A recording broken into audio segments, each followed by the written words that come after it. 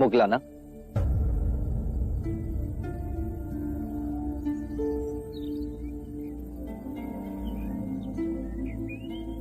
इस विषाद का कारण? कई रात्रियों से पूर्ण ध्यान में मेरे विचार मेरी माता की ओर चले जाते। जब मैं बच्चा था तब जाने अनजाने में मैंने उसे कष्ट पहुंचा, परंतु मेरे विषाद का कारण ये नहीं है। उसके जीते जी मैं कुछ न कर सका, परंतु उसकी मृत्यु के बाद कुछ कर सकूं ताकि उसकी आत्मा को शांति आए। हर बार मैं ध्यान में देखता हूं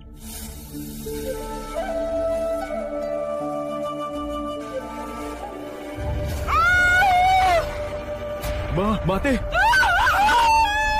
दृष्टांत ने मुझे बहुत व्यथित कर रखा है बुद्ध। इसका क्या अर्थ है?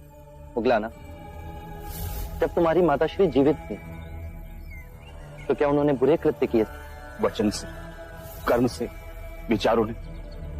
मेरी माता ने सिर्फ कांटे ही बोए। मैं अपनी माता के दुष्परिणामों को कैसे पलट सकता हूं? जैसी भी थी तो मां ही। मैं उस मां के ऋण को कैसे चुकाऊं? अपनी करुणा से मुझे कोई राह दिखाई दिया। तुम्हारी माता के दुष्प्रवृत्तियों की बात थी। उनके प्रति तुम्हारा स्नेह देखकर मैं अति प्रसन्न हुआ मुगलाना। माता पिता का ऋण तो आकाश के समान है। दिन हो या रात, हर मनुष्य को उस ऋण का सदैव स्मरण होना चाहिए। माता पिता को सच्ची श्रद्धांजलि है कि अपने जीवन को आनंद और संस्कार से जियो, सत्कर्म करो और अपने पुण्यों को माता पिता को समर्पित कर दो। तुम्हारा जीवन तो ऐसा ही है मुगलाना। तुम सेवा, समर्पण, शांति का आदर्श जीवन जी रहे हो। यदि तुम अपने पुण्यों को अपने माता पिता को समर्पित करोगे तो उनके पाप भी कम हो जाएंगे। धन्य हुआ मैं। पवर्ण दिवस पर तुम और संघ के सभी भिक्षु तुम्हारी माता के रूपांतरण के लिए प्रार्थना समर्पित करेंगे। गहन ध्यान और शुद्ध मन से की गई प्रार्थना में बहुत शक्ति है मुगलाना। वो तुम्हारी माता के सभी पापों को गला देगी, उन्हें धर्म की राह पर ले आएगी। हम एक मुक्ति समारोह करेंगे जहां संघ के सभी भिक्षु अपने माता पिता के रूपांतरण के लिए प्रार्थना करेंगे, चाहे वो जीवित हो या मृतक। करुणा के सागर है, सबके लिए निरंतर चिंतन। एक दिया असंख्य दियों को प्रज्वलित करता है मुगलाना। उससे दीपक का प्रकाश घटता नहीं, अपितु और बढ़ता है। आनंद बांटने से बढ़ता है।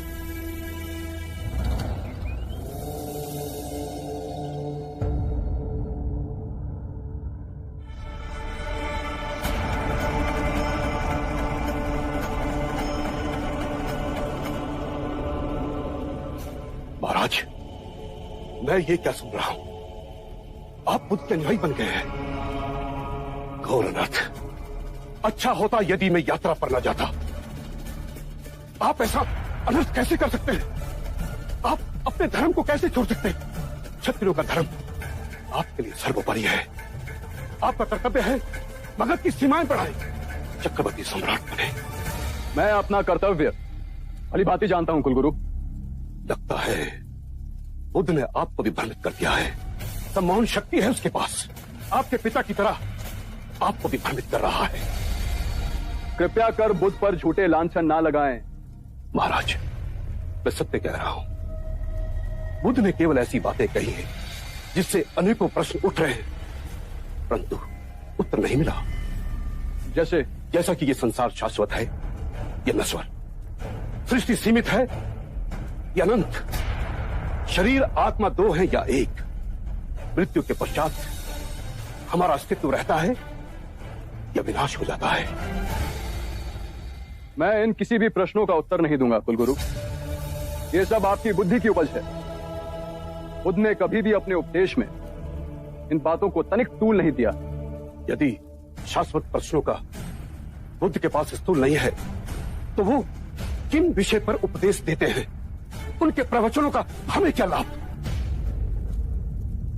बुद्ध कहते हैं कि अपने शरीर, अपनी श्वास को साधो, उससे अपने अंतर्मन को छिन्न भिन्न करती विभिन्न भावनाओं को समझोगे, सुख और संताप पर विजय पाओगे। जीवन की छोटी छोटी अनेक लहरों के थपेड़ों में सजग और ध्यानपूर्ण जियोगे।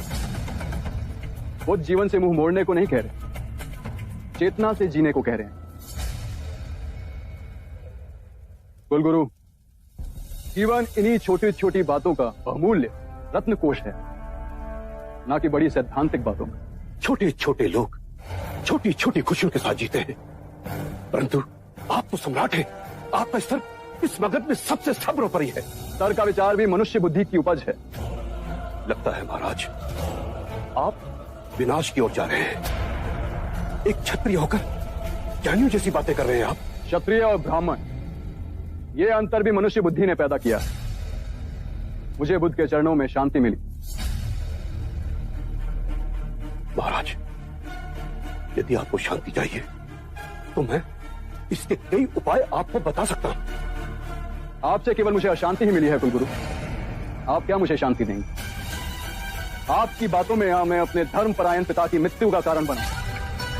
आंखें मूंदता हूं तो महाराज बिम्बिसार की प्रेम भरी मूरत चुप चुप कर मुझे निहारती दिखाई देती है। न रातों को नींद है, न दिन को चैन है। क्षमा करिए महाराज, एक ब्राह्मण हूं, सत्य कहने से संकोच नहीं करूंगा। इस विषाद का कारण पितृ हत्या का पछतावा नहीं, अम्रपाली के भिक्षुणी बनने का आघात पहुंचा है आपको। कुलगुरु,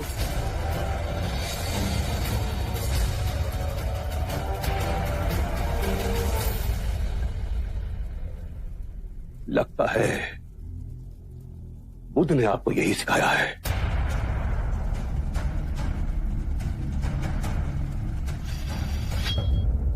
मगध के लोगों को आपसे बहुत सारी आशाएं थी, परंतु आप हमारा ही दमन कर रहे हैं। चलिए ऐसा ही सही, हम इसके लिए भी तैयार हैं।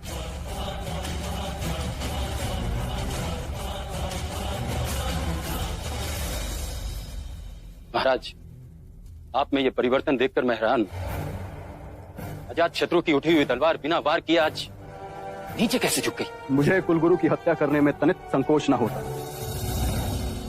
किंतु यदि ऐसा करता तो मेरे गुरु बुद्ध का अपमान होता।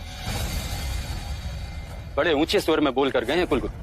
कोई मुझे कितना भी उत्तेजित क्यों ना कर ले, मैं अब कभी हिंसा के मार्ग पर नहीं जाऊंगा। जो मार्ग मेरे गुरु दिखाएंगे उसी मार्ग पर चलूंगा।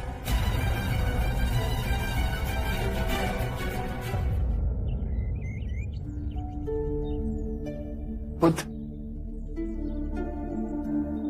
प्रणाम। आपके परम भक्त सुदत की पत्नी पुण्यलक्ष्मी आई है। क्या हुआ बहन? और सुदत कैसा है? प्रभु, आपके परम सेवक सुदत अब अपनी अंतिम सांसें गिन रहे हैं। मृत्यु के भयंकर क्षणों में उनका मन केवल आपकी ओर मुड़ रहा है। कृपा करें प्रभु, कृपा करें। हम तो सांसारिक हैं, किंतु मेरे स्वामी ने आपकी सेवा में सदैव अपने आप को न्यौछावर किया है।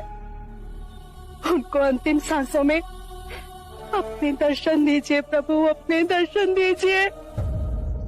सुदत ने निस्वार्थ भाव से मेरी और मेरे भिक्षुओं की सेवा की, निर्धनों को दोनों हाथों से धन बांटा, हमारे लिए विहार का निर्माण कराया। ऐसे दिव्य व्यक्ति के दर्शन पाने को मैं स्वयं जाऊंगा। वो आएंगे ना? मेरे प्राण छटपटा रहे उनके एक दर्शन के लिए।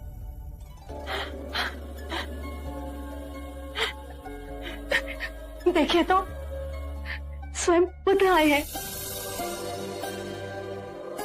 बुद्ध,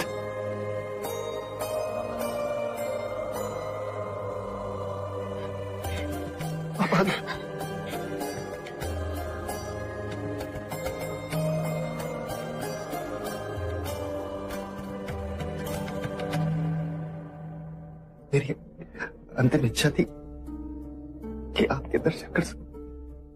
कैसे ना आता सुदत, तुम्हारे प्रेम और सेवा ने तो मुझे तुम्हारा ऋणी बना दिया है। इतने उद्विग्न क्यों? क्या मृत्यु से भय लग रहा है? बुद्ध, भय तो लग रहा है, पर आपको देख लिया तो मन में हिम्मत बन रही। डरो मत सुदत,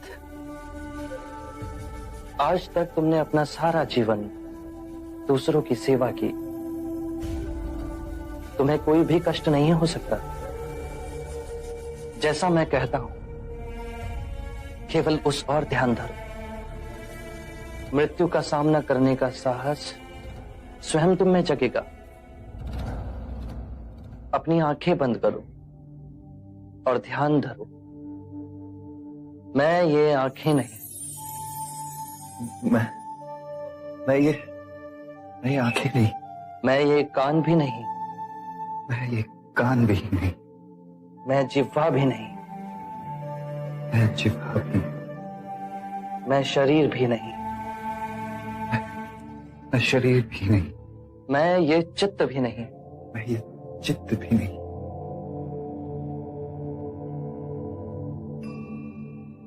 ध्यान नहीं लग रहा? ध्यान केंद्रित करो सुदत, अपनी आंखें बंद करो। जो मैं देखता हूं वो मैं नहीं, जो मैं सुनता हूं वो मैं नहीं, जो गंध आ रही है वो मैं नहीं, जो स्वाद, स्पर्श, विचार उठ रहे हैं उन सब में भी मैं नहीं। जो मैं देखता हूं वो मैं नहीं,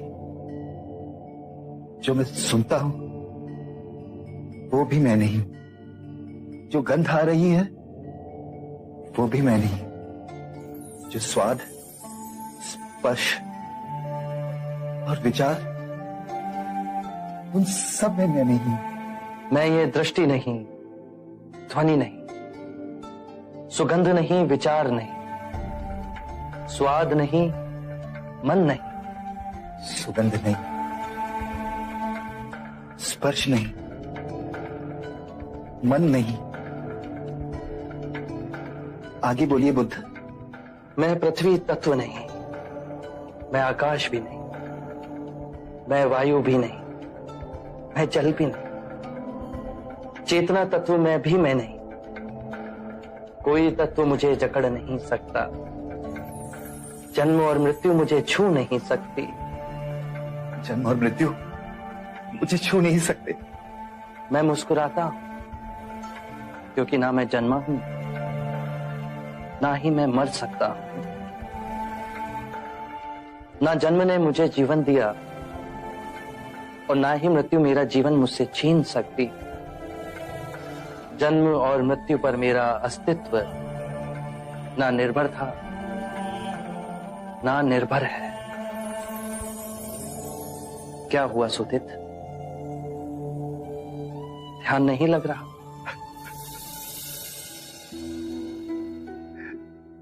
ध्यान तो लग रहा है प्रभु। आपके एक शब्द उसकी बूंद की तरह मेरे अंतर मन में गिर रही। मैं तो केवल इसलिए रो रहा हूं कि इतने वर्ष मैं आपके समीप रहा, आपके दर्शन पाए और अंतिम समय में आपके वचन समझने का मुझे अवसर मिला।